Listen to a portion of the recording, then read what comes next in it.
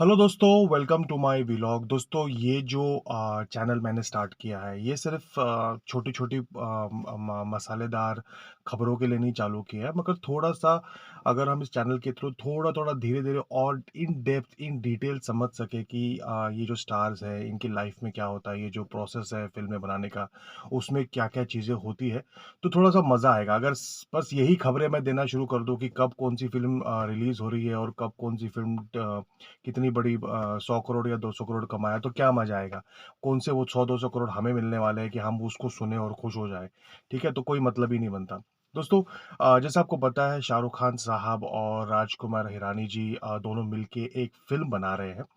तो मैंने थोड़ा-सा, मेरे दिमाग में ये चल रहा था कि कैसा होगा, मतलब एक शाहरुख खान जैसे जो इंसान है और जो राजकुमार हिरानी है, ये जब दोनों साथ में आके मिलेंगे और जब काम करेंगे, तो क्या होगा? दोस्तों, इसके लिए हमें थोड़ा समझना पड़ेगा शाहरुख खान साहब को। मैं जानता हूँ आप लोगों ने उनको बहुत सालों से देखा है, बट मैं थोड़ा-सा आप लोगों को अपना जो मैं सोचता हूँ, मैं आपको वो बताना चाहता हूँ। दोस्तों, अगर आपको याद होगा कि शाहरुख खान जब आए थे 90s के टाइम पे, तो उनको कभी भी मेन लीड वाली कोई फ़िल्में मिली नहीं थी। उनको मिली थी वैसे वाले रोल्स जो कोई करना ही नहीं चाहता था, क्योंकि उनको वैसे उस वक़्त ऐसी फ़िल्में बन रही थी, जैसे बाज़ीगर हो गया, दीवाना हो गया, जिसमें वो एक दूसरा एक्टर की, एक सेकंड लीड की ज़रूरत थी जो कि नेगेटिव प्ले करेगा। तो उस वक़्त कोई भी, जितने बड़े-बड़े, बड़े नहीं बोल सकते, मगर जितने स्टार्स हैं, जैसे अक्षय कुमार बोलो आप, इवन आमिर खान बोलो, इवन राहुल रॉय बोलो, ये सारे लोग जो थे, ये वाले जो ये नेगेटिव कैरेक्टर है, ये करना ही नहीं चाहते थे। तो वो जितने भी रोल्स थे, क्योंकि वो इंडस्ट्री में बुरी तरह से रिजेक्ट हो रहे थे, इसीलिए वो सारे रोल्स तो जो थे, वो शाहरुख खान के पास आए और उन्हें ले लिए। और सबसे बड़ी बात है दोस्तों कि जब उनने ये रोल्स किए, ये नेगेटिव रोल्स किए, बिकॉज़ नेगेटिव रोल्स करने से क्या होता है, ज़िंदगी भर वो ठप्पा लग जाता है। जैसे शक्ति कपूर पे अब आज भी जब वो इतना काम नहीं कर रहे, तो भी उनके ऊपर एक ठप्पा लगा है कि नेगेटिव का कैरेक्टर करते, तो वैसी इमेज बन गई है। तो एक हीरो जब अपना करियर स्टार्ट करता है, अगर अगर नेगेटिव रोल करना शुरू कर दे, तो एक नेगेटिव इंप्रेशन बन जाता है। इसीलिए बहुत सारे एक्टर्स उस टाइम पे, अभी तो ठीक है, करना पसंद नहीं करते थे। तो अब क्या हुआ कि इनने वो नेगेटिव वाले कैरेक्टर्स जो लिए, जिसमें बहुत सारा खतरा था। और दोस्तों, सबसे प्यारी बात जो शाहरुख खान साहब की थी कि जब इनने ये नेगेटिव रोल्स किए, तो इस पे लोगों ने बहुत पसंद किया, ये सारे रोल्स बहुत ज़्यादा हिट हुए। मगर कहीं पर भी उनके जो खिलाफ कोई नेगेटिविटी नहीं, का जो माहौल था, वो नहीं फैला। उल्टा लोगों को ये जो किस्म का जो विलन था, या ये जो किस्म का, जो नया किस्म का जो नेगेटिव रोल का जो एस्पेक्ट था, लोगों को पसंद आने लगा। तो शाहरुख खान ऐसे बहुत ही रेयर आर्टिस्ट है, जिनने नेगेटिव रोल करके हीरो की इमेज बना ली। और हीरो की इमेज इतनी बड़ी बना ली कि डर जैसी फ़िल्म में जब वो काम कर रहे थे, सनी देओल, जो उस वक़्त के बड़े स्टार, बड़े घराने के, कॉन्फिडेंट फ़िल्म फैमिली से, पैसा भी उनके पास, ताकत भी, धर्मेंद्र के बेटे थे, उस वक़्त उनका बहुत हवा था, तो उतने बड़े एक्टर को वो एक फ़िल्म में खा गए, डर में। और वही वजह है कि कभी सनी देओल और बाद में यश चोपड़ा ने साथ में काम नहीं किया। उनने उनको खा भी लिया, और यश चोपड़ा जैसा बड़ा डायरेक्टर को उनको अपने खामे में ले लिया। तो ये उनकी बहुत बड़ी क्वालिटी है दोस्तों, नेगेटिव रोल करके एक पॉजिटिव इमेज बनाना। मुझे नहीं लगता कि शाहरुख खान के अलावा पूरी इंडिया, दुनिया का तो मुझे पता नहीं, इंडिया में तो मैंने किसी और एक्टर को देखा नहीं है। अब दोस्तों, हम आगे बढ़ते हैं और हम देखते हैं कि हुआ क्या है कि दोस्तों, जो 90s के दौर की जो फ़िल्में थी, मैं आप चाहता हूँ कि आप एक बार बाज़ीगर का वो गाना देखिए, या एक और गाना है सुनील शेट्टी की फ़िल्म का, शहर की लड़की। आप उन फ़िल्मों को देखिए दोस्तों, उसमें एक किस्म की गरीबी हुआ करती थी। गरीबी कैसे होती है, मैं आपको बताता हूँ। दोस्तों, आप वो जो, ये जो मैंने आपको जो ये जो गाना भी बताया, आप इस गाने को जा थोड़ा देखिए, और इसमें बैक डांसर्स को देखिए कि बैक डांसर थे, वो दिखते कैसे थे, उनने किस तरह के कपड़े पहने हुए हैं, वो कर क्या रहे हैं, ऐसी बहुत सारी चीज़ें बताने के लिए। पर मैं आपको एक छोटा-सा एग्ज़ाम्पल दे रहा हूँ कि ये जो 90s के गाने हैं, इन गानों को देखिए, इनमें जो बैक डांसर्स हुआ करते थे, उस पे कोई खर्चा नहीं करता था, उनके कपड़ों को कोई देखता नहीं था, कुछ भी उठा के उनको पहना देते थे, और वो पीछे बस डांस, डांस, डांस कर रहे हैं और सामने हीरो डांस कर रहा है, उनको कोई पूछता नहीं था। मगर शाहरुख खान जी जब 90s 95 90 ना 94 95 96 के टाइम पे, जब उनने फ़िल्मों में जो बना रहे थे वो, उसमें आप देखिए कि जैसे उनकी जितनी फ़िल्में थी, उसमें एक तरह की जो अमीरी आई, शाहरुख खान जी की वजह से। और जो एक तरह का जो आप सिर्फ़ उन फ़िल्मों के जो बैक डांसर्स हैं, उनको देखने जैसे कुछ-कुछ होता में आप देखिए कि जो बैक डांसर्स थे, उनकी क्वालिटी क्या थी? तो अच्छे खासे जो लड़के-लड़कियाँ थी, उनको लाया गया। फिर आप कभी खुशी कभी गम में देखेंगे तो फ़ॉरेनर्स को लाना, ये किसी ने सोचा नहीं था दोस्तों कि फ़ॉरेनर्स को लाया जाएगा और पीछे बैक डांसर्स में डांस कराया जाएगा। आज ये नॉर्मल बात है, मगर उस ज़माने में कोई सोचता नहीं था, कोई इतना पैसा नहीं खर्चा करता था। तो अब ये पैसा आया कहाँ से? पैसा आया क्योंकि इनकी जो फ़िल्में थी डीडीएलजे, वो बेसिकली विदेशों में इतनी चली और अब इनको विदेशों के स्टैंडर्ड के हिसाब से फ़िल्में बनानी थी, क्योंकि जब डीडीएलजे वहाँ पर चली तो अब क्योंकि यूके में जो इंडियंस बैठे हैं, यूएस में जो इंडियंस बैठे हैं, वो तो कोई सस्ती-फस्ती फ़िल्में देखेंगे नहीं। तो इन लोगों ने क्या किया कि जो भारतीय फ़िल्म है उसका स्टैंडर्ड यहाँ से मैं प्रेज़ेंटेशन की बात कर रहा हूँ, मैं कंटेंट की बात नहीं कर रहा हूँ।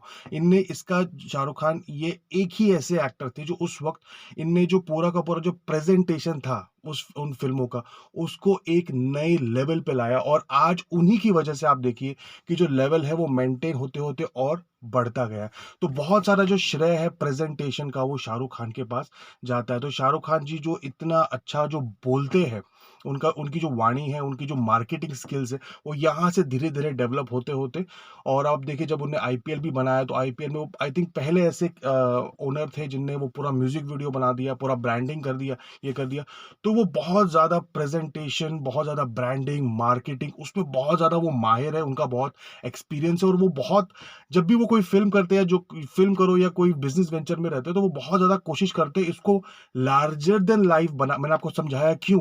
लार्जर देन लाइफ उसको बनाने के लिए और उसमें जितना हो सके बेस्ट प्रेज़ेंटेशन करने के लिए और जितना हो सके वाइडर ऑडियंस तक पहुँचने की, क्योंकि वो है बहुत बड़े एक्टर, मतलब देश के सबसे बड़े एक्टर हैं, तो उनकी एक म मेरे हिसाब से उनकी एक मनोस्थिति बनी है, जिसमें वो प्रेज़ेंटेशन को बहुत ज़्यादा ध्यान देते हैं और वो कोशिश करते हैं कि सबसे बेस्ट होने की वो कोशिश करें। अब ये तो रहे शाहरुख खान। अब समझते हैं कि राजकुमार हिरानी किस तरह के डायरेक्टर हैं। दोस्तों राजकुमार हिरानी टोटली ऑपोज़िट दिमाग के आदमी हैं। उनको प्रेज़ेंटेशन से इतना कोई लेना-देना नहीं है, उनको सिर्फ़ कहानी से मतलब है और कहानी किस तरीके से जो बेस्ट तरीका होता है, उनके हिसाब से वो बना देगा। आप देखिए जो थ्री इडियट्स थी, उसमें जो आमिर खान थे, उन्हें क्या कपड़े पहनाए थे। एक सादा-सा मतलब आप सोचिए 800-900 की जीन्स और जो मैं जिस तरह की टी-शर्ट पहना हूँ, उस तरह की एक बहुत ही सादी टी-शर्ट उन्हें दी थी थ्री इडियट्स में और करीना कपूर को भी अगर आप देखेंगे, तो कितनी सादी लग रही है वो। उ उनको छोड़िए जितनी भी एक्ट्रेसेस उन्होंने यूज़ की है, बहुत ही सादी, क्योंकि उनका जो फ़ोकस है वो प्रेज़ेंटेशन पे है ही नहीं। उनका फ़ोकस है कि ऐसी कौन-सी कहानी या थॉट लाई जाए, जो मार्केट में जब जाएगी, तो लोग उसको मतलब उनके लिए कुछ अवेकनिंग होगी, वो कुछ नया सीख सकते हैं। तो वो उस तरह के मेंटालिटी के आदमी हैं। तो अब आप देखिए 2 ऐसे लोग जो प्रेज़ेंटेशन को लेके बहुत ज़्यादा माहिर हैं, मतलब और दूसरे जो है वो बस प्रेज़ेंटेशन इतना बॉदर नहीं करते, वो क्रिएटिविटी और कैसे कोई नया जो एलिमेंट है वो लाया जाए और किस तरह से बेस्ट उसको कम्युनिकेट किया जाए, उसके ऊपर उनका पूरा का पूरा फ़ोकस है। अब अगर आमिर खान ये फ़िल्म कर रहे होते, जो शाहरुख खान कर रहे हैं, तो मैं ये वीडियो बनाता नहीं, बिकॉज़ आमिर खान भी कैसा है कि वो भी बहुत ज़्यादा जैसे अगर जिस तरह की फ़िल्म बना रहे हैं, वो वैसे ही ढल जाते हैं। वो उस तरह के दिमाग के हैं नहीं। बट शाहरुख खान का एक लार्जर दैन एक इमेज है और वो पूरे प्रॉपर कमर्शियल एक्टर है, तो यहाँ पर एक वीडियो बनता है। तो दोस्तों मैंने आपको यहाँ पर धीरे-धीरे समझाने की कोशिश की है कि दोनों की मनोस्थिति क्या है। अब देखते हैं दोस्तों कि शाहरुख खान जी ने जितनी भी फ़िल्में प्रोड्यूस की है, उसमें आप देखना कि एक थोड़े बहुत उनके जो कॉन्फ्लिक्ट्स होते हैं, वो हमेशा होते हैं।